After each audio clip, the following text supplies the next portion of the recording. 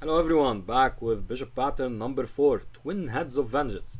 What is this pattern all about? All about the bishops. These two very powerful bishops, sometimes known as the sniper bishops as well, they will wreak havoc on the opponent's king side, and usually they're sacrificed. You of course might be familiar with the bishop takes h7 sacrifice, and if you're not, check out my video in the attacking patterns section, the Greek gift video.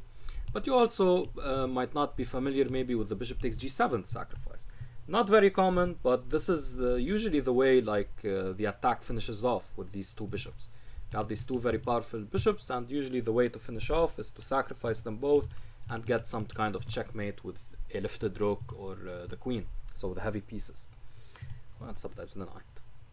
So one thing to remember, it's all about these bishops, and the double bishop sacrifice is a very common motif that we'll look at in just a few.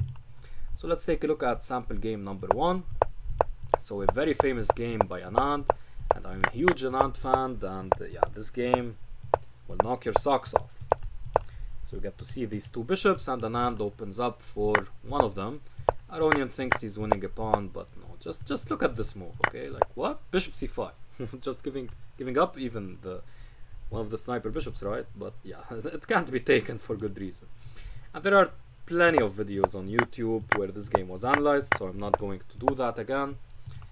Here is a nice point where, like, wow, the two bishops just exquisite. And yeah, here Aronian tries his best, but yeah, it's going to be checkmate eventually, or heavy material loss. Alright, so sample game number 2, Anand's monstrous bishops, we just took a look at.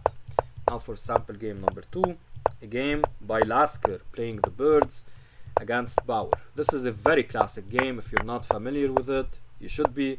This is very famous, and yeah, here we get to see again the coup de grace of this of the sniper bishop thingy, which is to sacrifice them, as I've mentioned before.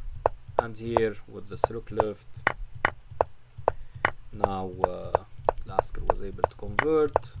Very famous game, again, plenty of videos on YouTube on this game, so take a look there. And yeah, queen takes d3 also, I like it. It's a funny touch. The test today is going to be very simple, and already I've given you a hint by saying that. So Garry Kasparov against Lajos Portish. Lajos Portish. And yeah, we get to see these two bishops in action, and here the question is, what would you play and why? Take a moment to try to figure that out, pause the video and try to give the correct answer. So let's take a look at the full game, and yeah, I told you guys it's going to be easy today. Yeah, so we have these two sniper bishops, and yeah, get to see this position. Obviously you sacrifice, like you'd sacrifice this bishop without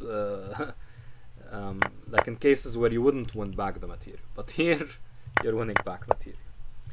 And another bishop is sacrificed just for good measure, but yeah, I should have maybe asked you to look at this continuation, because this you might not see.